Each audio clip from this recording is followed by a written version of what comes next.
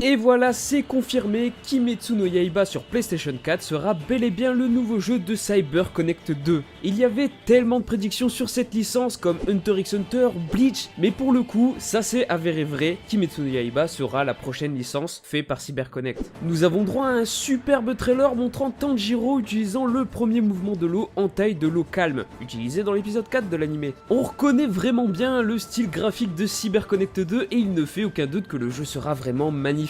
Pour ce qui est du système de combat, on est sûr à 100% que ce sera exactement le même système que les Naruto Storm. Lors d'une session de questions-réponses en octobre 2019, le directeur de CyberConnect, Hiroshi Matsuyama, avait répondu à la question suivante. Quel anime choisirez-vous pour concevoir un nouveau jeu dans la veine de Naruto Ultimate Ninja Storm? Sa réponse étant qu'ils avaient déjà une idée sur la licence et que le jeu était déjà en développement. Cela veut absolument tout dire. Un nouveau jeu du style Storm naîtra en 2021 sur PlayStation 4. Personnellement, je trouve que ce point est un peu dérangeant sachant que nous sommes à quelques mois d'apprendre la sortie de la PlayStation 5. Du coup, sortir ce jeu sur l'ancienne console sera peut-être une mauvaise idée, mais bon, je me fais tout de même aucun souci, connaissant le studio, ils peuvent bien nous cacher quelque chose sous la manche. A savoir maintenant, quelle partie du manga ou plutôt même de l'anime prendront-ils en compte? Je pense qu'ils pourraient aller jusqu'à la fin du film Kimetsu no Yaiba qui sera dédié à un arc entier et qui est prévu pour 2020. Mais dans tous les cas, on aura la totalité de la première saison, et c'est déjà un très bon point. On pourrait même espérer avoir une histoire rallongée avec des quêtes secondaires dans un mode aventure à l'instar de Storm 3 qui était vraiment excellent. Je suis vraiment hypé par la nouvelle parce qu'il est vrai que des bons jeux manga,